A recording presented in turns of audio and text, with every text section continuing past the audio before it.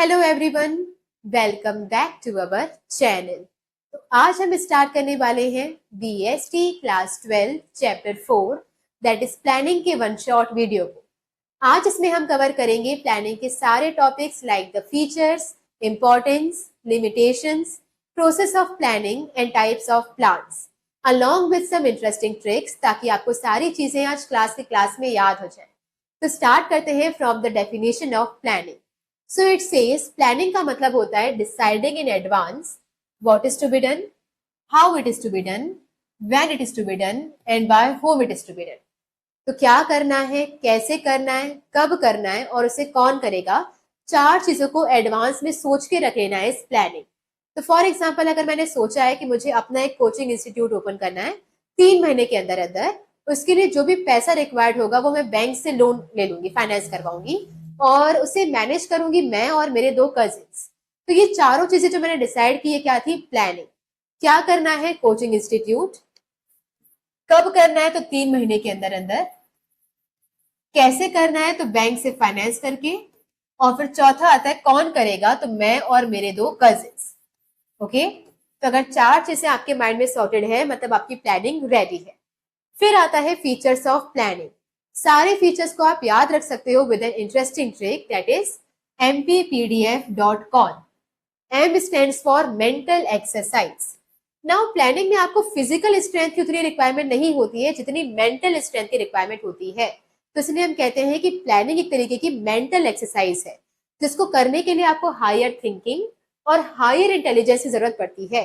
और उस दिमाग का आप क्या करते हो, दिमाग लगा के आप ये सोचते हो कि आपके एनवायरमेंट में क्या चल रहा है। तो आप पहले करते हो एनवायरमेंट की स्कैनिंग। आप पहले पता लगाते हो कि आपके बिजनेस के बाहर क्या माहौल चल रहा है, किस चीज की डिमांड है, किस चीज की डिमांड नहीं है, कौन सा फैशन चल रहा है, कौन सी टेक्नोलॉजी आ रही है, एक्सेट्रा। एनवायरमेंट को स्कैन करने के बाद ही उसको सूट करता हुआ प्लान आप अपने बिजनेस के लिए बनाते हो, which requires higher thinking and higher intelligence. फिर आता है पी से प्राइमरी फंक्शन। मैनेजमेंट के टोटल 5 फंक्शंस होते हैं, planning, organising, staffing, directing, controlling. और उस पांचों में सबसे पहला फंक्शन कौन सा होता है, प्लानिंग। तो planning is a primary function. और प्राइमरी क्यों है, क्योंकि इसको किए बिना आप कोई भी दूसरा फंक्शन परफॉर्म कर ही नहीं सकते। तो अगर आपके माइंड में यही क्लियर नहीं है कि आपको क्या करना है, कैसे करना है, कब करना है, तो इस काम को करने के लिए जो चीजें आपको चाहिए उसे आप ऑर्गेनाइज नहीं कर पाओगे, किसी भी पर्सन को आप हायर नहीं कर पाओगे, किसी भी पर्सन को आप डायरेक्शंस नहीं दे पाओगे और ना ही आप कंपेयर कर पाओगे। तो सबसे पहले आपको क्या करना पड़ता है, सोचना पड़ता है कि आपको क्या करना है। That's why planning is the primary function. सारे फंक्शन से पहले इसे परफॉर्म किया जाता है, क्योंकि कोई भी दूसरा फंक्शन इसे परफॉर्म किए बिना आप कर ही नहीं सकते। फिर आता है नेक्स्ट, पी से हो जाएगा परवेसिव। और परवेसिव की डेफिनेशन हर बार सेम ही रही है। प्लानिंग हर जगह पर परफॉर्म की जाती है। हर जगह पे मतलब हर तरह की ऑर्गेनाइजेशन में, हर एक डिपार्टमेंट में और हर एक लेवल पर। हर तरह की ऑर्गेनाइजेशन मतलब प्लानिंग आपके स्कूल में भी होती है, आपके कॉलेजेस में होती है, हॉस्पिटल में होती है, बिजनेस में होती है और इवन आपके घरों पर भी प्लानिंग की जाती है। तो ये हर तरह के ऑर्गेनाइजेशन में परफॉर्म की जाती है। ऑर्गेनाइजेशन के हर एक डिपार्टमेंट में भी, लाइक एक ऑर्गेनाइजेशन में काफी सारे डिपार्टमेंट्स होते हैं, purchase, production, sales, finance department. हर एक डिपार्टमेंट में भी प्लानिंग रिक्वायर्ड होती है। और साथ ही में हर एक लेवल, लेवल मतलब टॉप लेवल मैनेजमेंट में परफॉर्म करता है, मिडिल, बॉटम, सारे लेवल ऑफ मैनेजमेंट को प्लानिंग करनी पड़ती है। और फिर आता है डी से डिसीजन मेकिंग। प्लानिंग आपकी हेल्प करती है टू मेक अ डिसीजन। और डिसीजन आपको सिर्फ तभी लेना होता है जब आपके पास मल्टीपल ऑप्शंस अवेलेबल होते हैं। तो प्लानिंग सिर्फ तभी रिक्वायर्ड होती है जब आपके पास डिफरेंट अल्टरनेटिव्स होते हैं, जिसमें से आपको एक सिलेक्ट करना होता है। अगर आपके पास बहुत सारे अल्टरनेटिव्स है ही नहीं, तो आपको प्लानिंग करने की जरूरत पड़ेगी ही नहीं। तो फॉर एग्जाम्पल, अगर आपको भूख लगी है और आपको पिज्जा खाना है और आपकी सिटी में 2 ऑप्शंस अवेलेबल हैं, डोमिनोज और पिज्जा हट। तो अब आपको प्लान करना पड़ेगा कि कहाँ पे ऑफर ज्यादा चल रहा है, कहाँ का टेस्ट बेटर है, कौन सा मेरे घर के ज्यादा सामने है, एक्सेट्रा।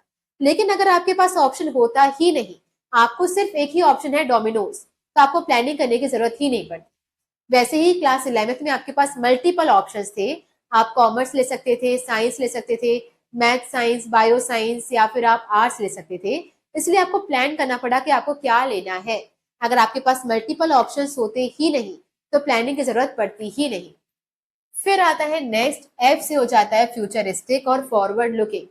प्लान्स हमेशा फ्यूचर के लिए ही बनते हैं, पास्ट की कभी प्लानिंग नहीं होती। आपने कभी ऐसा नहीं सुना होगा कि मुझे 2 साल पहले ये करना है, 4 साल पहले वो करना है, ऐसा होता ही नहीं है। प्लानिंग हमेशा फ्यूचर की ही होती है, पास्ट का इसमें कोई रोल नहीं होता। हाँ, सिर्फ इतना रोल होता है कि पास्ट का एक्सपीरियंस आपका काम आता है to make plans for the future. तो प्लानिंग हमेशा फ्यूचर की होती है एंड फॉरवर्ड लुकिंग होती है। फिर आता है कौन से कंटिन्यूअस।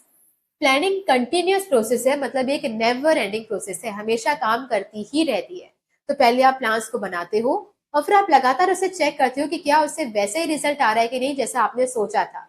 अगर वैसा रिजल्ट नहीं आ रहा होता है तो आपको बीच बीच में अपने प्लान्स को मॉडिफाई भी करना पड़ता है according to the environment.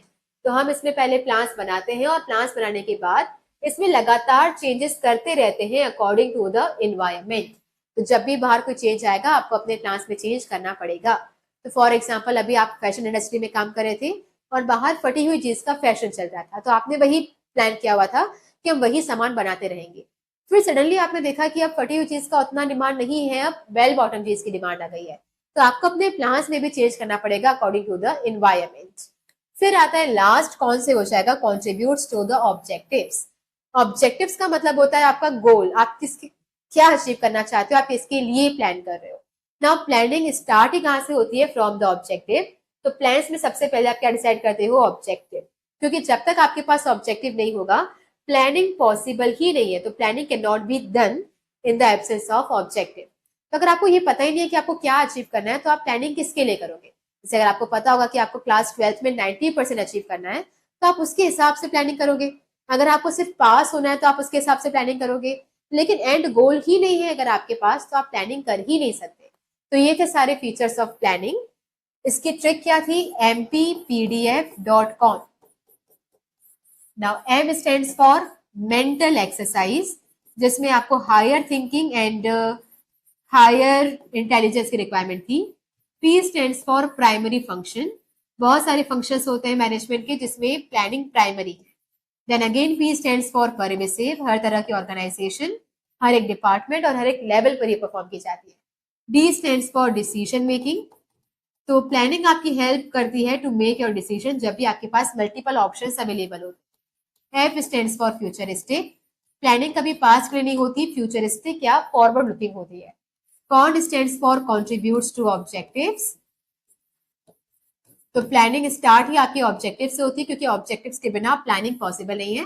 And again सी से हो जाएगा कंटिन्यूअस, तो कौन से दो चीजें हो जाएंगी, continuous and contributes to objective. फिर आता है नेक्स्ट इंपॉर्टेंस ऑफ प्लानिंग, और सारी इंपॉर्टेंस को आप याद रख सकते हो again with the trick that is ORS did. ORS did, O stands for overlapping and wasteful activities, तो planning reduces the overlapping and wasteful activities. इसका मतलब क्या होता है कि जब आपका प्लान तैयार होता है, मतलब आपके पास एक ब्लूप्रिंट तैयार है, इसमें लिखा हुआ है कि आपको क्या करना है, कैसे करना है, कब करना है और कौन करेगा, तब आपको सिर्फ ये ब्लूप्रिंट को ही फॉलो करते रहना होता है। और अगर आप इसी ब्लूप्रिंट को फॉलो कर रहे हो ब्लाइंडली, दैट मीन्स आप किसी भी वेस्टफुल एक्टिविटीज और आजू बाजू की फालतू एक्टिविटीज पे अपने आप को इन्वॉल्व नहीं करोगे। तो यहाँ पर प्लानिंग को बनाया जाता है अपनी ऑर्गेनाइजेशन की नीड्स को ध्यान में रखते हुए, और फिर आपके सारे एम्प्लॉयज को उसी ब्लूप्रिंट को फॉलो करना पड़ता है। और अगर आप उसी ब्लूप्रिंट को फॉलो करोगे तो कोई भी वेस्टफुल एक्टिविटी आप परफॉर्म नहीं करोगे। फिर आता है आर से reduce the risk of uncertainties. Now planning में आप क्या करते हो, पहले से ही फ्यूचर को फोर्सी कर लेते हो कि फ्यूचर में आपको कौन कौन सी प्रॉब्लम को फेस करना पड़ सकता है, और उन्हीं प्रॉब्लम को ध्यान में रखते हुए आप अपना एक प्लान बनाते हो। तो जब आपने फ्यूचर की सारी प्रॉब्लम्स को पहले देख लिया था और वो सोचकर ही आपने प्लानिंग की हुई है कि अगर ये प्रॉब्लम हो गई तो मैं ये करूंगा, वो हो गया तो मैं ऐसा करूंगा, तो उससे क्या होता है, आपकी अनसर्टेनिटीज के रिस्क रिड्यूस हो जाते हैं। तो फॉर एग्जाम्पल अगर आपने पढ़ाई करते वक्त अपने फ्यूचर को प्रिडिक्ट कर लिया था कि देखो अगर हो सकता है कि जनवरी के मंथ में मेरे घर में शादी हो जाए, फरवरी में मेरी फैमिली कहीं घूमने चले जाए, तो उस वजह से क्या होगा, मेरी पढ़ाई को डिस्टर्ब होगा, और अगर ऐसा हुआ तो मैं ये करूंगा कि मैं सारे चैप्टर्स एडवांस में प्रिपेयर कर लूंगा, या फिर मैं वहां पे बुक लेकर जाऊंगा, वहां पे पढ़ाई करूंगा। तो अगर आपने सारे सर्कमस्टेंसेस को ध्यान में रखते हुए प्लानिंग की हुई है तो इससे क्या होगा कि आपके फ्यूचर का जो रिस्क है वो रिड्यूस हो जाता है। फिर आता है नेक्स्ट आपका standard for controlling. Now controlling का मतलब होता है comparing your actual performance with your planned performance. तो पहले कंपेयर करना होता है कि आपने जो सोचा था आपने वैसे ही अचीव किया या नहीं, या उससे कुछ कमी रह गई है। तो प्लानिंग क्या करता है ना, आपके कंपेरिजन के लिए या कंट्रोलिंग के लिए बेस प्रोवाइड करता है ताकि आप जज कर पाओ कि आपने जो परफॉर्म किया है वो अच्छा था या नहीं। तो फॉर एग्जाम्पल अगर मैंने सोचा था कि मुझे 80% चाहिए लेकिन आया सिर्फ 75%, तो मैं कंपेयर कर सकती हूँ ना कि मैंने जो सोचा था वैसे ही अचीव नहीं हुआ, मेरा परफॉर्मेंस लो गया है। तो अगर आपके पास प्लानिंग नहीं होगी तो आपके पास कोई बेस ही नहीं रहेगा टू कंपेयर योर परफॉर्मेंस। फिर आता है डी से डिसीजन मेकिंग।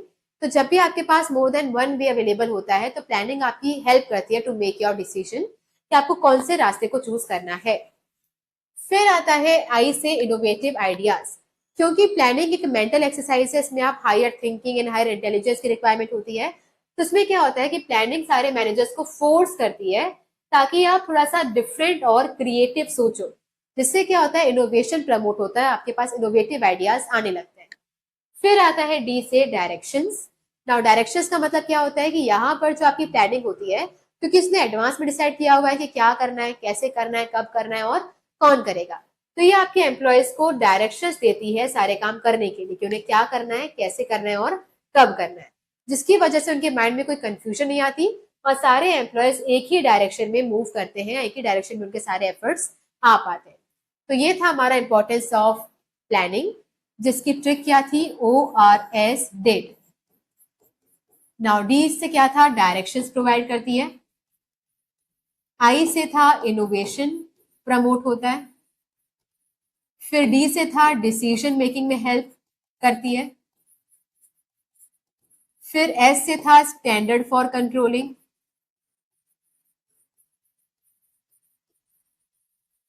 कंट्रोलिंग के लिए, कंपैरिजन के लिए बेस प्रोवाइड करना। आर से था reduce the risk of uncertainties,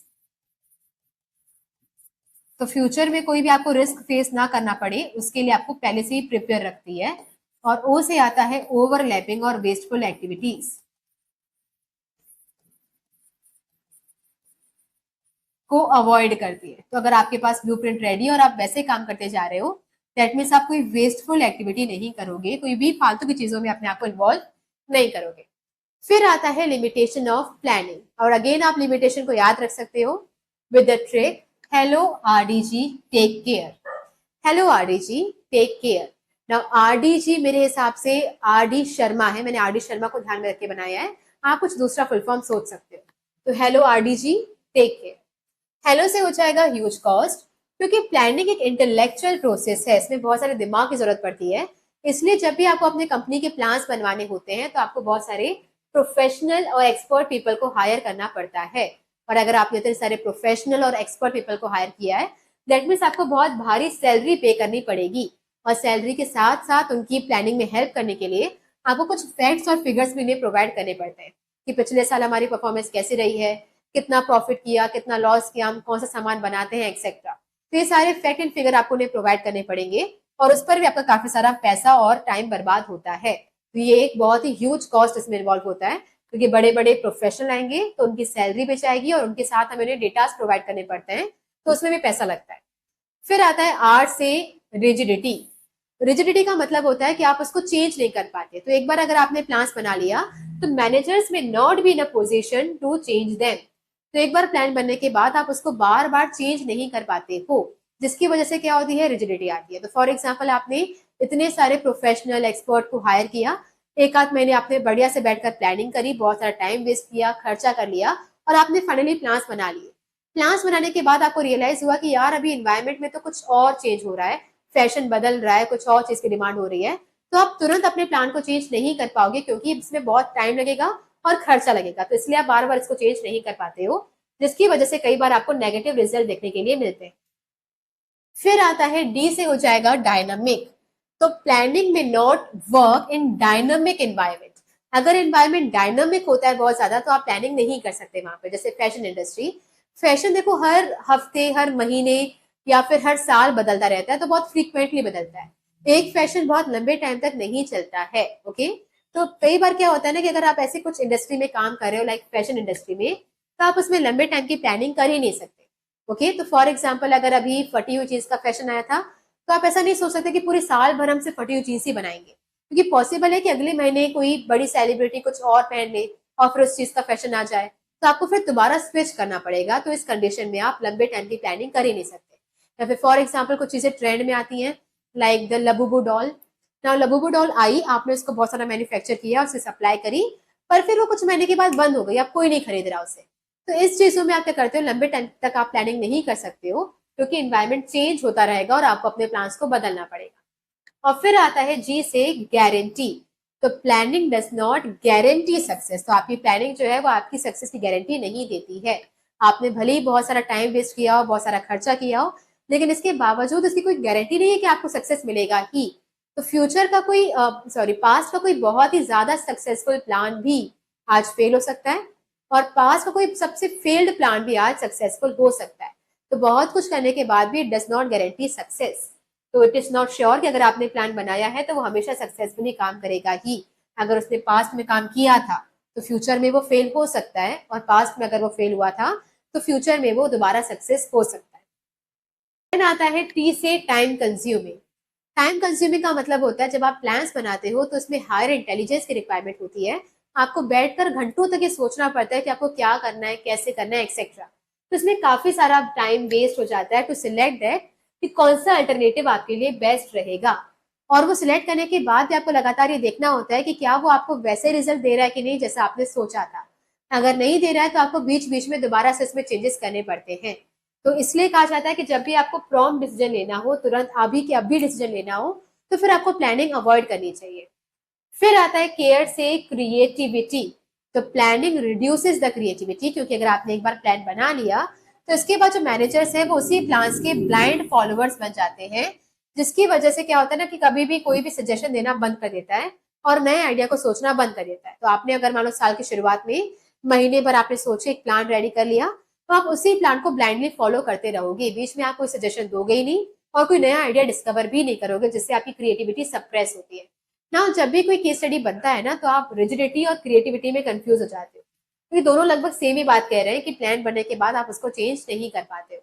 पर जब भी वो रिजिडिटी को हाईलाइट करना चाह रहा होगा तो हमेशा सिर्फ ये बोलेगा कि हमारी कंपनी ने प्लान बनाए थे, फिर एनवायरमेंट चेंज हो गया, तो प्रॉब्लम ये हुई कि हम उसे चेंज नहीं कर पाए और हमारी कंपनी फेल हो गई। तो ये क्या है, रिजिडिटी।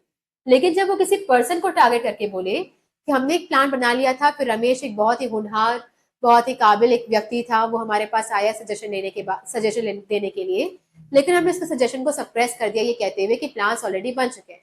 तो अगर हम किसी पर्सन की क्रिएटिविटी की बात कर रहे हैं तो यहाँ पे क्या आएगा आंसर, क्रिएटिविटी।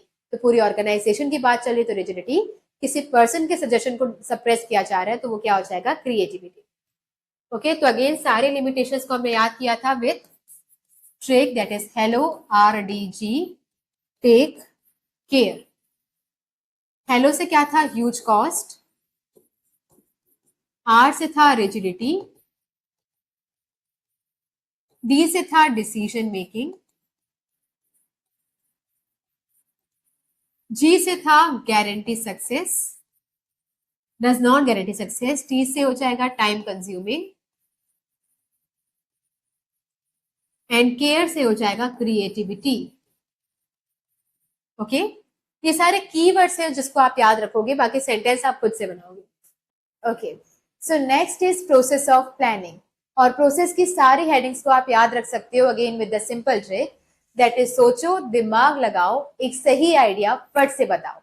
सोचो, दिमाग लगाओ, एक सही आइडिया फट से बताओ। और अगर आपको ये बहुत लेंदी लग रहा हो तो एक ऑलरेडी ट्रिक है ही जो सब लोग यूज करते हैं, वो है एस डाइज इफ। आपको दोनों में से जो ज्यादा सुटेबल लगे आप उसको यूज कर सकते हो। ऐसे हो जाएगा setting up of the objective. तो प्लानिंग स्टार्ट होता है from setting up of the objective, क्योंकि जब तक आपके पास कोई मंजिल नहीं होगी या आपके पास कोई ऑब्जेक्टिव नहीं होगा, आप प्लानिंग करोगे किसके लिए? तो आप प्लानिंग कर ही नहीं सकते in the absence of objectives. तो सबसे पहले ये स्टार्ट होता है from the setting up of the objectives. तो यहाँ पे मैनेजर्स बहुत क्लियरली और स्पेसिफिकली डिसाइड करते हैं कि आपकी कंपनी के इस साल के ऑब्जेक्टिव्स क्या हैं, और वो भी अपने रिसोर्सेज को ध्यान में रखते हुए। तो ऑब्जेक्टिव्स ऐसा नहीं होना चाहिए जो बिल्कुल आपकी पहुंच से बाहर हो, कि अभी तक तो आपकी एक ब्रांच भी नहीं है पर आपका ऑब्जेक्टिव है कि इस साल हम 100 ब्रांचेस ओपन करेंगे। तो ये काफी ज्यादा ओवर टारगेट हो जाता है जो आप अचीव नहीं कर पाओगे। दैट्स वाई आपके जो भी ऑब्जेक्टिव्स होने चाहिए वो रिसोर्सेज को ध्यान में रखकर होने चाहिए। फिर आता है दिमाग से हो जाएगा डेवलपिंग प्रेमाइसिस। नाउ प्रेमाइसिस का मतलब होता है कि आप फ्यूचर को थोड़ा सा प्रिडिक्ट करो और ये पता लगाओ कि फ्यूचर में कौन सी सिचुएशन अराइज हो सकती है। तो हमें इस ऑब्जेक्टिव को अचीव करने में कौन कौन सी प्रॉब्लम्स क्रिएट होंगी या फिर कौन कौन सी अपॉर्चुनिटीज या थ्रेट आ सकता है, उसका हम प्रिमाइसेस डेवलप करते हैं। तो इसका मतलब क्या होता है कि फ्यूचर के रिगार्डिंग अजम्पशन लगाओ, फ्यूचर को फोरकास्ट करो कि इसमें हमें कौन कौन सी थ्रेट्स या कौन कौन सी स्ट्रेंथ देखने के लिए मिलेगी। फिर आता है नेक्स्ट, लगाओ से हो जाएगा लिस्टिंग वेरियस अल्टरनेटिव्स। नाउ एक बार आपने ऑब्जेक्टिव डिसाइड कर लिया, फ्यूचर को प्रिडिक्ट भी कर लिया कि क्या अच्छी चीजें हो सकती हैं, क्या बुरी चीजें हो सकती हैं, और उसको ध्यान में रखते हुए आप एक लिस्ट तैयार करोगे कि आप इन ऑब्जेक्टिव को किस किस तरह से अचीव कर सकते हो।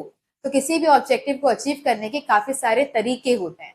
तो फॉर एग्जाम्पल, अगर आप चाहते हो कि इस साल हमारी कंपनी की सेल्स बढ़नी चाहिए, तो सेल्स को बढ़ाने के लिए आप by one get one free का ऑफर भी दे सकते हो, या फिर आप 50% ऑफ का ऑफर दे सकते हो, या फिर आप फ्री कूपन इनसाइड दे सकते हो, या फिर फ्री गिफ्ट इनसाइड दे सकते हो। ऐसे करके आपके पास बहुत सारे मेथड्स हैं जिससे आप अपनी सेल्स को बढ़ा सकते हो।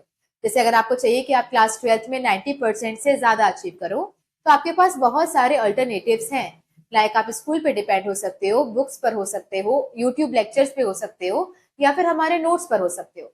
तो काफी सारे ऑप्शंस आपके पास हैं। तो आपको भी आप एक लिस्ट बनानी पड़ेगी कि एग्जैक्टली वो कौन कौन से अल्टरनेटिव्स हैं जिससे आप अपने ऑब्जेक्टिव को अचीव कर सकते हैं। फिर आता है एक से हो जाएगा evaluation of different alternatives. Now list बनाने के बाद हर एक अल्टरनेटिव का पॉजिटिव और नेगेटिव एस्पेक्ट लिखना स्टार्ट करोगे। तो हर एक अल्टरनेटिव के क्या मेरिट्स हैं और क्या डीमेरिट्स हैं वो आप लिखोगे। उसके बाद फिर आप एलिमिनेट करते जाओगे उन अल्टरनेटिव्स को जिसके डीमेरिट्स ज्यादा है। तो फॉर एग्जाम्पल, आपने लिस्ट में अगर 5 आइटम्स लिखे थे, तो पांचों के मेरिट्स और पांचों के डीमेरिट्स आप लिखोगे। जिसके डीमेरिट्स मतलब नेगेटिव एस्पेक्ट ज्यादा होंगे, आप उसे एलिमिनेट करते जाओगे। तो इवेल्युएशन में होता क्या है, आप नोट बनाते हो और उसमें आप लिखते हो सारे पॉजिटिव और negative aspect of each alternative, और फिर आप एलिमिनेट करोगे उन अल्टरनेटिव्स को जिसमें नेगेटिव एस्पेक्ट ज्यादा थे। फिर सही से हो जाएगा सिलेक्टिंग एन अल्टरनेटिव। एलिमिनेट करने के बाद एट लास्ट में आप सिलेक्ट करते हो आपके लिए जो बेस्ट अल्टरनेटिव बचता है वो, जिसके डीमेरिट सबसे कम थे और मेरिट ज्यादा थे। तो सब कुछ एलिमिनेट करने के बाद आपके पास एक लास्ट में ऑप्शन बचेगा जो आपके लिए बेस्ट अल्टरनेटिव होगा, आप उसे सिलेक्ट करोगे। नाउ एट टाइम्स वो एक अल्टरनेटिव होगा या फिर वो कॉम्बिनेशन ऑफ अल्टरनेटिव्स हो सकता है। जैसे फॉर एग्जाम्पल 90% अचीव करने के लिए काफी सारे अल्टरनेटिव्स थे, जिसके डीमेरिट ज्यादा थे उसको आपने अलग कर दिया, तो लास्ट में एक ऑप्शन बेस्ट बच सकता है या फिर कॉम्बिनेशन। तो फॉर एग्जाम्पल आपने सिलेक्ट किया कि यूट्यूब लेक्चर्स और नोट्स हम दोनों प्रेफर करेंगे, तो उस कंडीशन में क्या होता है, कोई एक आपका मेन होगा और दूसरा आपका डेरिवेटिव अल्टरनेटिव होगा। तो मेनली फॉर एग्जाम्पल आप यूट्यूब लेक्चर पे फोकस कर रहे हो, साइड में आप नोट्स भी पढ़ रहे हो, तो अगर आपने दो सिलेक्ट किए हैं, कॉम्बिनेशन सिलेक्ट किया है, तो एक अल्टरनेटिव मेन होगा और दूसरा डेरिवेटिव्स होंगे। फिर आता है आपका आइडिया से हो जाएगा इम्प्लीमेंटिंग द प्लान। ना अभी तक आपने जो भी कुछ किया वो सब आपके दिमाग में था, लाइक आपने सोचा कि आपका ऑब्जेक्टिव क्या है, फिर आपने सोचा कि फ्यूचर में क्या प्रॉब्लम्स आ सकती हैं या फिर क्या स्ट्रेंथ, क्या अच्छी या बुरी बातें हो सकती हैं। फिर आपने एक लिस्ट बनाई अपने माइंड में कि हम ऐसे ऐसे वो अचीव कर सकते थे। फिर आपने सोचा कि उनके अच्छे एस्पेक्ट क्या हैं, बुरे क्या हैं, जिसके बुरे एस्पेक्ट ज्यादा थे उसको आपने निकालते गए और लास्ट में जो अच्छा बचा उसे आपने सिलेक्ट कर लिया। लेकिन सब कुछ अभी आपने सिर्फ सोचा है और उस प्लान का कोई मतलब नहीं है जब तक वो आपके सिर्फ दिमाग में है। उसे प्रैक्टिकली इंप्लीमेंट करना सबसे ज्यादा जरूरी है।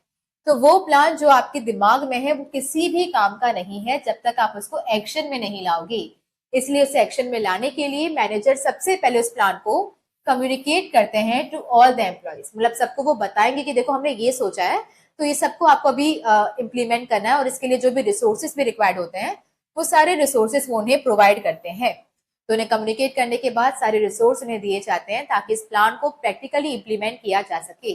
और यहीं पे बात खत्म नहीं होती, इसके बाद फट से बताओ से हो जाएगा follow up. Now follow up का मतलब क्या होता है कि जब आप उसे इम्प्लीमेंट करते हो तो इम्प्लीमेंट करने के बाद आप उसे मॉनिटर करते हो, आप उसे देखते हो कि क्या ये प्लानिंग हमें वैसा ही रिजल्ट दे रही है जैसे हमने सोचा था या फिर नहीं। अगर कुछ भी गड़बड़ होती है या वैसा रिजल्ट हमें नहीं मिल रहा होता है तो हम प्लानिंग में वहीं पर ही कुछ चेंजेस इंट्रोड्यूस करते हैं, या फिर प्लान्स बनाने के बाद अगर हमें रियलाइज हुआ कि इन्वायरमेंट चेंज हो रहा है, कुछ नए चेंजेस आ रहे हैं, तो सिमिलर चेंजेस हम अपने प्लान में भी इंट्रोड्यूस करते हैं। तो फॉलो अप में क्या होता है, हम यहाँ पे मॉनिटर करते हैं अपने प्लान को केयरफुली कि अगर वो कंडीशंस या हमारी प्रोडक्शन जो हमने सोचा था कि ऐसा होगा या फिर ये प्लान हमें इतना रिजल्ट देगी, अगर वो सच नहीं हो पाता है तो इमीडिएटली हम अपने प्लान्स में चेंजेस इंट्रोड्यूस कर देते हैं। तो ये था हमारा सोचो, दिमाग लगाओ, एक सही आइडिया फट से बताओ। सोचो से क्या था? Setting up of the objectives, developing premises, listing various alternatives, evaluation of alternatives, selecting the best alternative, implementing the plan, and then last आता है फॉलो अप। और सेम अगर आप यहां से करते तो भी सेम होता। बढ़ते हैं आगे, फिर आता है प्लान। और प्लान क्या होता है? एक डॉक्यूमेंट होता है जिसमें ये लिखा होता है कि एग्जैक्टली किस तरीके से आप अपने गोल को अचीव करने वाले हो। तो it is a document which outlines the goals, how the goals are going to be met. तो आपने जो अपनी कंपनी के गोल्स डिसाइड किए हुए हैं, एग्जैक्टली इन गोल्स को आप किस तरीके से अचीव करोगे, ये इन डॉक्यूमेंट में लिखा होता है, उसे हम कहते हैं प्लान। प्लान जनरली दो तरह के होते हैं, first is single use plan and second is standing use plan. Single use का मतलब क्या होता है? ये वैसे प्लान्स होते हैं जो कि एक बार ही यूज किया जाता है। नाम से समझ में आ रहा है? सिंगल यूज प्लान मतलब एक बार ही यूज किया जाएगा, यूज करने के बाद उसे डिस्कार्ड कर दिया जाता है। तो एक बार आपने यूज कर लिया, वो सिचुएशन खत्म हो गई, फिर आप उसे फाड़ कर फेंक दोगे। फिर जब भी कोई नई सिचुएशन आएगी तो उसके लिए आप नया प्लान बनाओगे। तो ये से एक ही बार यूज किया जाता है। स्पेसिफिक सिचुएशन के लिए आप इसे तैयार करोगे, वो सिचुएशन के खत्म होते ही आप उसे फाड़ के फेंक दोगे, और उसके बाद जब कोई नई सिचुएशन आएगी तो आप उसके लिए नया प्लान बनाओगे। फॉर एग्जाम्पल बजट, प्रोग्राम और प्रोजेक्ट। ना बजट, प्रोग्राम क्या होते हैं आप आगे सारे प्लान्स में पढ़ोगे। तो फॉर एग्जाम्पल बजट में हमने डिसाइड किया कि आज इस साल का हमारा बजट है 5 लाख रुपए। तो हम एक काम करेंगे, इसमें से 2 लाख रुपए की मशीन ले आएंगे, 1 लाख रुपए के रॉ मटेरियल्स, 1 लाख रुपए हम सैलरी वगैरह के लिए देंगे, बाकी 1 लाख का हम रिजर्व बनाएंगे या फिर सारे जो छोटे मोटे खर्चे होते हैं सैलरी एक्सपेंसेस उसके लिए रखेंगे ना। ये हमारा इस साल का प्लान था, हमने स्पेशल सिचुएशन के लिए बनाया। जैसे ही ये साल खत्म हो जाएगा हम इसे फाड़ के फेंक देंगे। अब अगले साल का हमारा बजट होगा फॉर एग्जाम्पल 8 लाख। तो अगले साल का फिर से एक प्लान बनेगा, वो सिचुएशन खत्म होते ही फाड़ के फेंक देंगे, फिर नया प्लान बनाएंगे। तो ये सिंगल यूज प्लान होता है, हर बार सिचुएशन के लिए अलग बनता है। सिचुएशन खत्म होते ही फाड़ के फेंक दो, अलग सिचुएशन के लिए अलग बनाओ। जबकि standing use plan just opposite होंगे। इसे बनाया जाता है फॉर इनडेफिनिट पीरियड। एक बार बन गया तो सालों साल ये यूज होगा, ऐसा नहीं कि कभी खत्म नहीं होगा, बट कम से कम आराम से आप इसको 5-6 साल तो यूज कर लेते हो। फिर आता है ये स्टेबल होता है, आप लगातार इसमें चेंजेस नहीं करते हो, बहुत लंबे टाइम तक सेम रहता है। ठीक है। फिर आता है कि ये आपके ऑर्गेनाइजेशन की स्मूथ फंक्शनिंग के लिए बहुत जरूरी होता है। तो आपको बताता है कि अपनी ऑर्गेनाइजेशन को आप कैसे स्मूथली रन कर सकते हो, तो इसमें कुछ भी इनस्टेबिलिटी नहीं आती है, सेम चीजें आप फॉलो अप करते हो। ठीक है। तो ये लंबे टाइम के लिए बनता है, इसमें कोई चेंजेस नहीं होते हैं, स्टेबल होता है और आपकी कंपनी की स्मूथ फंक्शनिंग के लिए जरूरी होता है। फिर आता है policy, procedure, rules, methods etcetera, ये सब स्टैंडिंग यूज प्लान होते हैं। नाउ हर एक क्या होता है वो हम आगे देखेंगे, और मैं तब आपको रिकॉल भी करवाऊंगी कि कौन सा सिंगल था कौन सा स्टैटिक था। इसके अलावा आपका 2 प्लान्स और होते हैं, ऑब्जेक्टिव्स और स्ट्रेटेजी। ये सब आगे आएगा तो आपको समझ में आएगा, ये ना ही सिंगल यूज प्लान होते हैं ना ही स्टैंडिंग होते हैं। देखते हैं कि क्यों। सबसे पहले हम स्टार्ट करते हैं हमारा फर्स्ट प्लान। टोटल 8 प्लान होते हैं और इसमें से फर्स्ट प्लान क्या है? ऑब्जेक्टिव्स। ना ऑब्जेक्टिव्स का मतलब क्या होता है? ऑब्जेक्टिव्स आपको बताते हैं कि आपकी कंपनी के एंड रिजल्ट क्या है, आप क्या अचीव करने के लिए प्लानिंग कर रहे हो, वो बताता है आपका ऑब्जेक्टिव। ना ऑब्जेक्टिव आपकी सारी एक्टिविटीज को गाइड करता है, आप क्या करोगे कैसे करोगे ये सब कुछ आप ऑब्जेक्टिव को ध्यान में रखकर करते हो। इसके अलावा फ्यूचर में आप क्या करने वाले हो, कौन सी एक्टिविटीज करोगे कौन सी एक्टिविटीज नहीं करोगे, ये भी ऑब्जेक्टिव डिसाइड करता है। और जनरली ऑब्जेक्टिव डिसाइड करता है टॉप लेवल मैनेजमेंट। क्या सारे फीचर्स याद रखने हैं? नहीं, बस आप याद कर लो कि फ्यूचर के अफेयर्स ये बताता है। इसके अलावा ये हमारा एंड रिजल्ट होता है, टॉप लेवल डिसाइड करता है, दैट्स इट। नाउ ऑब्जेक्टिव कैसे होने चाहिए? तो ऑब्जेक्टिव मस्ट बी स्मार्ट, और स्मार्ट का फुल फॉर्म क्या हो जाएगा? S stands for specific, M से मेजरेबल, ए से अचीवेबल, आर से रिलेवेंट एंड टी से टाइम बाउंड। नाउ स्पेसिफिक का मतलब होता है कि वेग मत बोलो कि हमें ये अचीव करना है, स्पेसिफिकली नंबर से बताओ कि क्या अचीव करना है। फॉर एग्जाम्पल मुझे अच्छे मार्क्स से पास होना है। अच्छे मार्क्स से क्या होता है? आप मुझे स्पेसिफिकली बताओ कि आपको कितने परसेंट चाहिए, 80% चाहिए, 90% चाहिए, ये बताओ। आप वेग मत बोलो कि इस बार मुझे, आज मैं बहुत अच्छे से पढ़ाई करूंगा। अच्छे से क्या होता है? क्लियरली बताओ कि आज मैं 4 चैप्टर्स निपटाऊंगा कि 5 चैप्टर्स। इसे बोलते हैं कि ऑब्जेक्टिव स्पेसिफिक होना चाहिए। मेजरेबल मतलब जिसे नंबर्स में काउंट किया जा सके वैसा मेजरेबल होना चाहिए। ए से होता है अचीवेबल। टारगेट ऐसा मत सोचो कि जैसे आप अचीव कर ही नहीं पाओ, कि आपने सोचा कि आज मैं काम करता हूँ पूरी टीएस ग्रेवाल अकाउंटेंसी की आज के आज ही निपटा दूंगा, अभी तक इससे पहले कुछ नहीं पढ़ा था पर आज मैं पूरा तीनों बुक्स निपटा दूंगा। तो ये क्या होता है, कुछ ज्यादा ही ओवर टारगेट आपने सेट कर दिया जिसे अचीव करना काफी मुश्किल है। तो टारगेट कैसा होना चाहिए, अचीवेबल। आर से होता है रिलीवेंट। टारगेट ऐसा हो जिसे अचीव करने के बाद आपको कुछ हासिल हो, कुछ इसकी रिलीवेंसी होनी चाहिए। जैसे फॉर एग्जाम्पल ऐसा टारगेट ही होना चाहिए कि मुझे स्नैप में 100 स्ट्रीक बनानी है, बन भी गया तो क्या मिल जाएगा, क्या हो जाएगा उससे, कुछ भी नहीं। तो टारगेट ऐसा सेट करो जिसे अचीव करने के बाद आपको कुछ फायदा हो, उसका कुछ रिलीवेंसी होनी चाहिए। फिर आता है टी से टाइम बाउंड। मतलब टारगेट का एक टाइम लिमिट सेट होना चाहिए कि कब तक इसे अचीव करना है। ऐसा नहीं कि मैं 4 चैप्टर्स कंप्लीट करूंगा, कब तक करूंगा पता नहीं है, उसको हो गए 4-5 महीने हो गए, अब तक आपके 4 चैप्टर्स कंप्लीट नहीं हो रहे हैं, ऐसा नहीं होना चाहिए। ऑब्जेक्टिव का एक टाइम बाउंड होना चाहिए, टाइम लिमिट होनी चाहिए कि कब तक मैं उसे अचीव करूंगा। तो specific, measurable, achievable, relevant, time bound. दूसरा प्लान आता है हमारा स्ट्रेटेजी। तो 8 में से जो सेकंड प्लान है वो क्या है, स्ट्रेटेजी। अच्छा, यहाँ पे जो ऑब्जेक्टिव्स थे वो ना ही सिंगल यूज थे ना ही स्टैंडिंग यूज थे। रीजन क्या था, क्योंकि कुछ ऐसे ऑब्जेक्टिव होते हैं जो कि स्टैंडिंग होते हैं, कि वो हमेशा रहते ही हैं। जैसे हमें हमारी कंपनी के लिए प्रॉफिट अचीव करना है, ऐसा कभी नहीं होगा कि हमारा ये ऑब्जेक्टिव ना रहा हो या इस बार हमें लॉस करना है, ऐसा कभी नहीं होता है। तो प्रॉफिट हमें हमेशा ही अचीव करना होता है, तो ये स्टैंडिंग प्लान है। लेकिन कुछ ऑब्जेक्टिव्स होते हैं जो कि सिंगल, मतलब कुछ ऑब्जेक्टिव एक बार के लिए हम बनाते हैं। जैसे हमें इस साल 2 ब्रांचेस ओपन करनी है, तो ये सिर्फ इस साल का टारगेट है, अगले साल का टारगेट कुछ और होगा। तो कुछ टारगेट्स या कुछ ऑब्जेक्टिव सिंगल यूज होते हैं और कुछ स्टैंडिंग यूज होते हैं। सिमिलरली स्ट्रेटेजीज भी कुछ सिंगल यूज होती हैं और कुछ स्टैंडिंग होती है, देखेंगे वो कैसे। ना स्ट्रेटेजी होती क्या है, ये कॉम्प्रिहेंसिव प्लान होती है जो आपको बताती है कि एग्जैक्टली आप अपने ऑब्जेक्टिव्स को कैसे अचीव करने वाले हो। तो ऑब्जेक्टिव डिसाइड किया ना, ऑब्जेक्टिव्स को आप कैसे अचीव करोगे इसके लिए आप बनाते हो स्ट्रेटेजी। ना स्ट्रेटेजी में आते हैं, सबसे पहले तो आपको बताता है आपका कोर्स ऑफ एक्शन क्या होगा, आप उस ऑब्जेक्टिव को अचीव करने के लिए एग्जैक्टली कौन कौन सा एक्शन परफॉर्म करोगे। फिर आता है उस एक्शन को परफॉर्म करने के लिए रिसोर्सेज जो चाहिए होते हैं, वो भी आप अपनी स्ट्रेटेजी में डिसाइड करते हो कि कौन से रिसोर्सेज कहाँ से लाएंगे।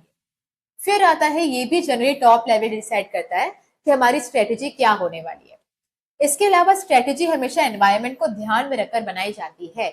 आपने अगर दंगल मूवी देखी होगी तो आपको पता होगा कि वहां पे जो भी लड़की का नाम था, उसके पापा उसको गाइड करते हैं कि अभी जो सामने वाला है वो थोड़ा स्ट्रांग है तो एक डिफेंसिव होके खेलो, थोड़ा वीक पड़ रहा है तो फिर एक्टिव होके खेलो, या फिर आप उसमें एक्ट करो या फिर एग्रेसिवली खेलो।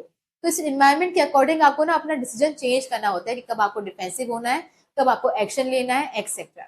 तो ये आप एनवायरनमेंट को देखकर डिसाइड करते हो। फिर आता है decision regarding introduction of new products. इस बार हमें नए प्रोडक्ट्स लॉन्च करने हैं कि नहीं करने हैं, वो भी हमारी स्ट्रेटेजी ही डिसाइड करती है।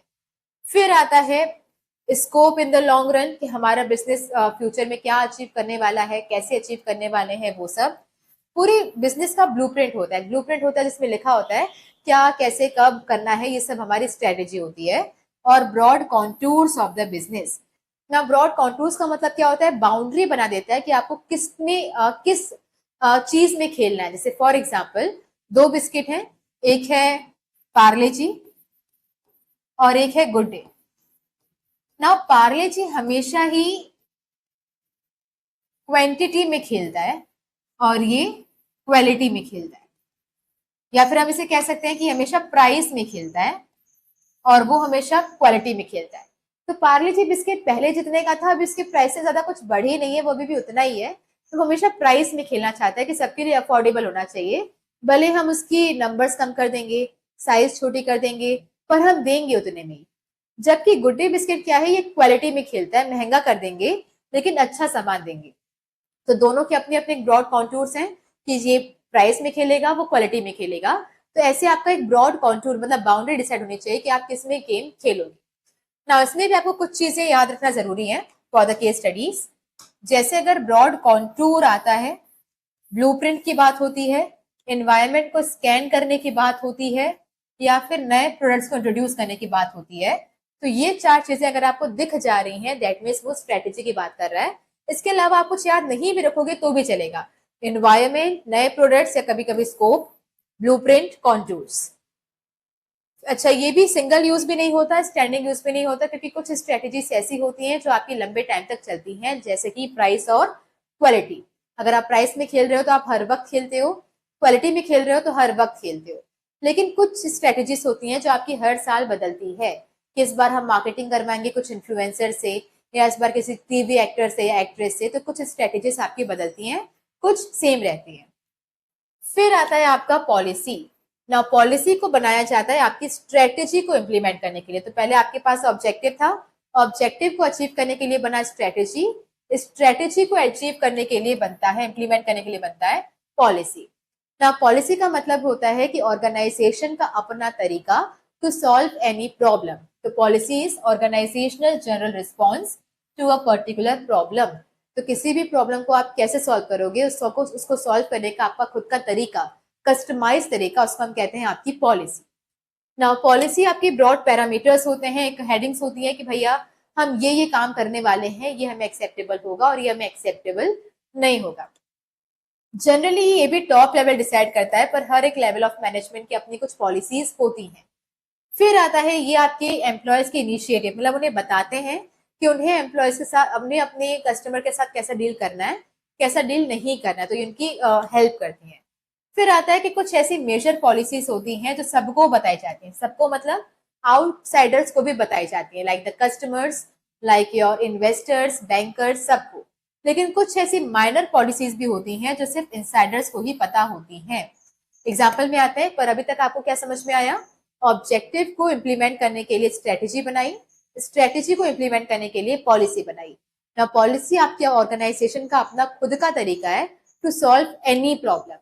फिर आता है कि ये जो है वो आपके ब्रॉड पैरामीटर्स होते हैं, क्या करेंगे क्या नहीं करेंगे वो आपको बताता है।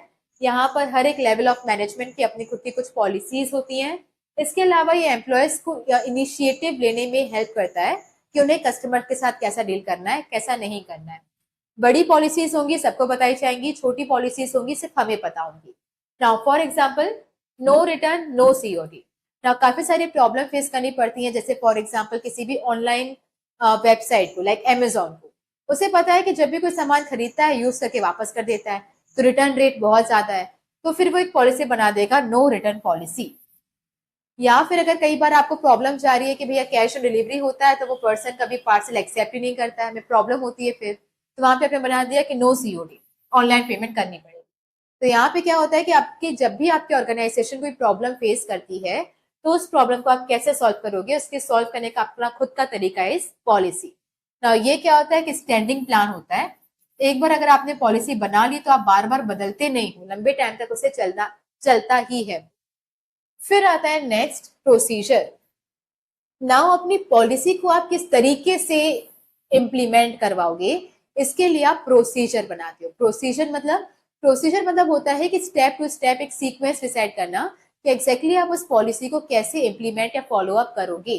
तो फॉर एग्जाम्पल हमारे स्कूल की एक पॉलिसी थी कि 75% से कम अगर आपके हैं तो हम आपको एडमिशन नहीं देंगे। ठीक है, अगर आपकी लास्ट क्लास में 75% से कम आए थे तो हमारी पॉलिसी है कि फिर हम आपको एडमिशन नहीं देंगे।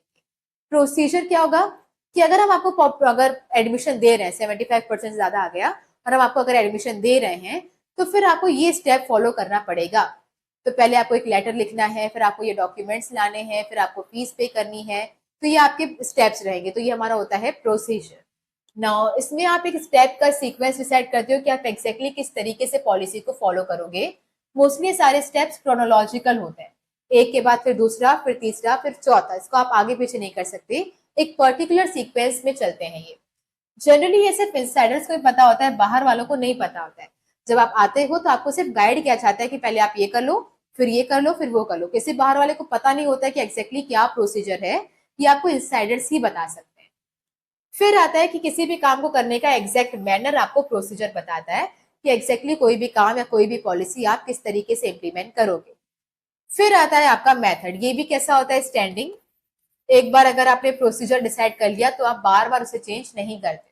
फिर आता है मेथड। नाउ जब आप प्रोसीजर डिसाइड करते हो तो उसमें काफी सारे स्टेप्स होते हैं, तो किसी भी प्रोसीजर के एक स्पेसिफिक स्टेप को आप कैसे परफॉर्म करने वाले हो ये आपको मेथड बताता है। तो ऊपर से स्टार्ट करते हैं ऑब्जेक्टिव। ऑब्जेक्टिव को इम्प्लीमेंट करने के लिए आई स्ट्रेटेजी। नाउ स्ट्रेटेजी को इम्प्लीमेंट करने के लिए आई पॉलिसी। पॉलिसी को आप कैसे इम्प्लीमेंट करोगे ये आपको प्रोसीजर बताता है। प्रोसीजर के हर एक स्टेप को आप कैसे परफॉर्म करोगे ये मेथड बताता है। ओके, फिर आता है कि जब आप एक पर्टिकुलर या सब मतलब बेस्ट मेथड डिसाइड कर लेते हो तो इससे सारे लोगों के सारे एम्प्लॉयज की एफर्ट्स में यूनिफॉर्मिटी आती है। तो फॉर एग्जाम्पल अगर आपने एक मेथड डिसाइड कर लिया कि हम जो भी पेमेंट है वो सिर्फ चेक से ही रिसीव करेंगे, no cash, no UPI, nothing, सारी पेमेंट हम किससे एक्सेप्ट करेंगे, फॉर एग्जाम्पल चेक से करेंगे। तो यहाँ पे सारे एम्प्लॉयज को पता होता है कि हमें क्या करना है, तो उनके माइंड में कोई भी कंफ्यूजन नहीं आती है, उनके साथ सबके एक्शंस में यूनिफॉर्मिटी होगी। तो चाहे ए एम्प्लॉय बैठा हो, बी बैठा हो, सी बैठा हो, हर कोई सिमिलर चेक्स ही रिसीव करेगा, किसी के माइंड में कोई डाउट नहीं आएगा, कोई भी डाउट कंफ्यूजन वगैरह नहीं होगा, सब लोग सेम काम कर रहे होंगे।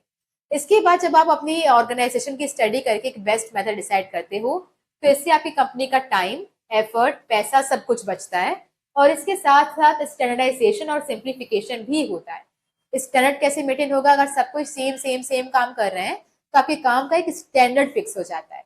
और अगर आप उस काम को करने में लगता है कि भैया कुछ डिफिकल्टी आ रही है तो आप कोई नेक्स्ट बेस्ट मेथड सिलेक्ट कर लेते हो जिससे आपका काम सिंपल हो जाता है। तो स्टैंडर्ड और सिंप्लीफिकेशन करने में भी आपकी मेथड हेल्प करती है और ये एम्प्लॉयज को गाइड करती है कि उन्हें कैसे काम करना है। तो किसी भी प्रोसीजर के एक पर्टिकुलर स्टेप को आप कैसे परफॉर्म करोगे ये मेथड बताता है। नाउ मेथड इंश्योर करता है कि सारी एम्प्लॉयज के जो एफर्ट्स हैं वो सिंगल डायरेक्शन में आए, किसी के माइंड में कोई कंफ्यूजन नहीं हो, उन्हें गाइड करता है और अगर आपने अच्छी मेथड सिलेक्ट की है तो आपका टाइम पैसा भी बचाएगा। जैसे फॉर एग्जाम्पल अगर आपने लास्ट क्लास में पढ़ा होगा डेप्रिसिएशन के दो मेथड होते हैं, स्ट्रेट लाइन और रिटर्न डाउन वैल्यू मेथड। तो ये एग्जैक्ट मेथड है।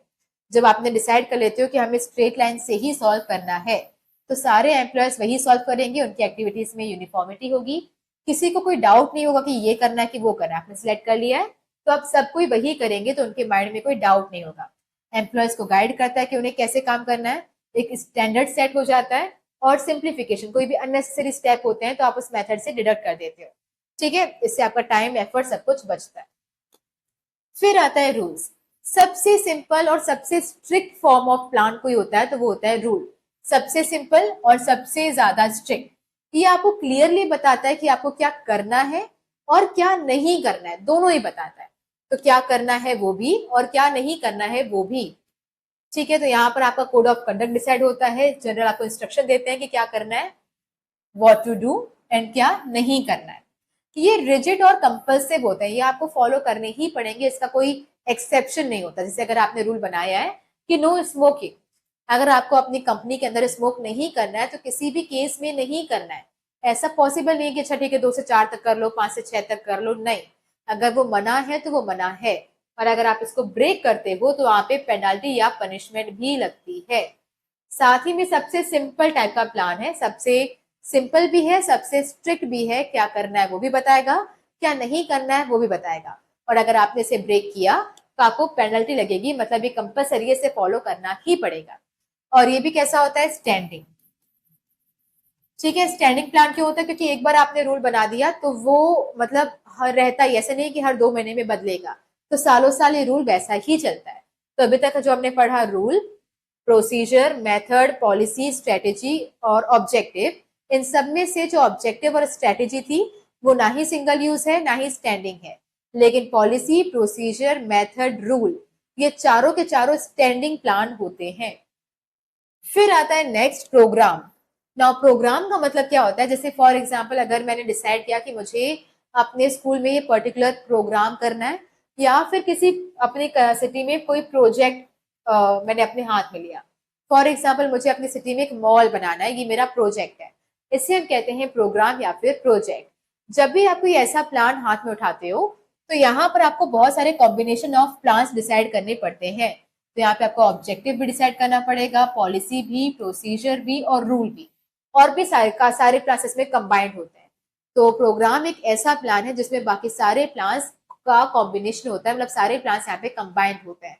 तो फॉर एग्जाम्पल अगर मुझे अपनी सिटी में एक मॉल बनाना है तो मेरा ऑब्जेक्टिव डिसाइड होना चाहिए, कैसे बनेगा, कहाँ से रिसोर्स लाऊंगी, मतलब स्ट्रेटेजी डिसाइड होना चाहिए, उसके लिए कौन सी पॉलिसीज होंगी, कौन से मेथड, एक के बाद फिर दूसरा स्टेप कौन सा होगा, फिर तीसरा स्टेप कौन सा होगा, पर्टिकुलर कौन से मेथड से मैं ये काम करूंगी, सब कुछ मुझे यहाँ पे डिसाइड करना पड़ता है, मतलब प्रोग्राम के अंदर बाकी सारे प्लान्स कंबाइंड हो जाते हैं, तो सबका कॉम्बिनेशन इसमें आता है। फिर आता है कि इसमें आपके प्रोजेक्ट के रिगार्डिंग सारी डिटेल्स रहती है, इवन माइन्यूट से माइन्यूट डिटेल्स पे यहाँ पे काम किया जाता है regarding the procedure, rules, budget etcetera. इसमें सारी एक्टिविटीज इन्वॉल्व होती है, सारी मतलब सारे के सारे प्लान्स, चाहे वो स्ट्रेटेजी हो चाहे वो ऑब्जेक्टिव हो, सब कुछ इसको डिसाइड करने से आपका जो वर्क होता है वो सिस्टमैटिक तरीके से परफॉर्म हो रहा होता है। और यहाँ पर अलग अलग एक्टिविटीज के लिए हम अलग अलग प्रोग्राम बनाते हैं। अलग अलग एक्टिविटीज के लिए अलग अलग प्रोग्राम का मतलब ये है कि ये सिंगल यूज है, कि एक बार आपने इसे बनाया, एक बार आपने मॉल के लिए एक प्रोजेक्ट अपने हाथ में लिया, उसका एक प्रोग्राम आपने डिसाइड किया, मॉल बनते ही फिर आप उसे डिस्कार्ड कर दोगे, फिर जब कोई नया प्रोजेक्ट आएगा उसके लिए नया प्रोग्राम बनेगा। तो ये है कॉम्बिनेशन ऑफ एवरी प्लान। इसमें सारी डिटेल्स कवर होती है, माइन्यूट से माइन्यूट डिटेल्स पर ये काम करता है, सारी एक्टिविटीज इसमें इन्वॉल्व होंगी। इसको अगर डिसाइड कर लिया तो आपका वर्क सिस्टमैटिक होगा, और ये अलग अलग एक्टिविटीज के लिए अलग अलग बनाया जाता है, मतलब ये सिंगल यूज प्लान होता है। फिर आता है last plan, that is budget. Now budget का मतलब क्या होता है कि आपका एक्सपेक्टेड रिजल्ट को एक्सप्रेस करता है इन द न्यूमेरिकल टर्म्स। तो मतलब आपकी कंपनी के जो ऑब्जेक्टिव्स होते हैं उन सबको ये न्यूमेरिकल टर्म्स में एक्सप्रेस करने में हेल्प करता है। बजट तीन तरह के होते हैं, like financial budget, capital budget और ऑपरेशनल बजट। फाइनेंशियल बजट आपको बताता है कि आपको कितना पैसा अपने बिजनेस में लगाना है। कैपिटल बजट आपको बताता है कि कितना पैसा आप खुद का लगाओगे। जैसे फाइनेंशियल बजट आपको बताता है कि कितना पैसा टोटल लगाना है, तो फॉर एग्जांपल 50 लाख हमें टोटल लगाना है। कैपिटल बजट बताता है कि इसमें से आप 30 लाख अपना लगाओगे, और बाकी जो है वो आप डेट लेना, बाहर से उधारी लेनी है, चाहे वो बैंक से लोन लेना हो चाहे वो डिबेंचर्स इश्यू करने हैं, तो वो आप अलग करोगे। तो फाइनेंशियल बजट टोटल पैसा कितना चाहिए, कैपिटल बजट हम खुद से कितना लगा पाएंगे, और एक होता है ऑपरेशनल बजट। कई बार जो केस स्टडीज बनती है ना वो ऑपरेशनल बजट से बनती है, और इसलिए हम रियलाइज ही नहीं कर पाते कि यहाँ पे बजट की बात हो रही है। ऑपरेशनल बजट में हम ये डिसाइड करते हैं कि इस काम को करने के लिए, सारे ऑर्गेनाइजेशन के काम को करने के लिए हमें एक्जैक्टली कितने वर्कर्स रिक्वायर्ड हैं। यहाँ पे हम इस चीज का बजट डिसाइड करते हैं कि फॉर एग्जाम्पल हमें 10 वर्कर्स चाहिए, उसमें से 8 वर्कर्स हैं, 2 वर्कर्स हमें और चाहिए, ये भी एक तरीके का प्लान है, और ये ऑपरेशनल बजट है। और ये जो ऑपरेशनल बजट है ये जनरली जो लोअर लेवल मैनेजर्स होते हैं वो डिसाइड करते हैं। आपको पता होगा टॉप, मिडिल, बॉटम 3 लेवल्स होते हैं। जो बॉटम लेवल होता है उसको हम ऑपरेशनल लेवल ऑफ मैनेजमेंट भी कहते हैं। तो ये जो ऑपरेशनल बजट होता है कि कितने वर्कर्स हमें चाहिए रहेंगे, इसे प्रिपेयर कौन करता है, लोअर लेवल या बॉटम लेवल मैनेजमेंट। इसके बाद हम देखते हैं इसमें क्या क्या आता है। ये कंट्रोलिंग डिवाइस होता है। कंट्रोलिंग में हम क्या करते हैं, कंपेयर करते हैं एक्चुअल परफॉर्मेंस को प्लान्ड परफॉर्मेंस के साथ, कि हमने जो सोचा था हमने वो अचीव किया या नहीं। तो यहाँ पर हमें उसे कंपेयर करने के लिए हमारे पास नंबर्स होना जरूरी है। तो फॉर एग्जाम्पल अगर आपने सोचा था कि मैं बहुत अच्छे से पढ़ाई करूंगा, तो आज आपने अच्छे से पढ़ाई की या नहीं, उससे जज कर पाना बहुत मुश्किल है। लेकिन अगर आपने सोचा था कि आज मैं 4 चैप्टर्स कंप्लीट करूंगा, तो आपने 4 चैप्टर्स कंप्लीट किए या उससे कम किए या उससे ज्यादा किए, ये जज कर पाना आसान है। तो ये कंट्रोलिंग डिवाइस है, क्योंकि ये सारे अपने टारगेट्स को नंबर्स में कन्वर्ट कर देती है, तो इसे फिर कंपेयर कर पाना आसान होता है। ठीक है, ये आपके सारे फैक्ट और फिगर को क्वांटिफाई मतलब क्वांटिटी में कन्वर्ट कर देती है, जिसकी वजह से आप कंपेयर कर पाते हो your actual performance with your planned performance. Okay, तो ये थे हमारे सारे प्लान्स। अच्छा, ये भी आपका क्या था, सिंगल यूज, हर साल का अपना अलग बजट बनता है। सो दैट्स इट, ये चैप्टर कंप्लीट होता है यहीं पर। अगर अभी तक के सारे टॉपिक्स आपको अच्छे से समझ में आए हो तो please like, share and subscribe. कोई भी डाउट हो, कंफ्यूजन हो तो please let us know in the comment section. Thank you.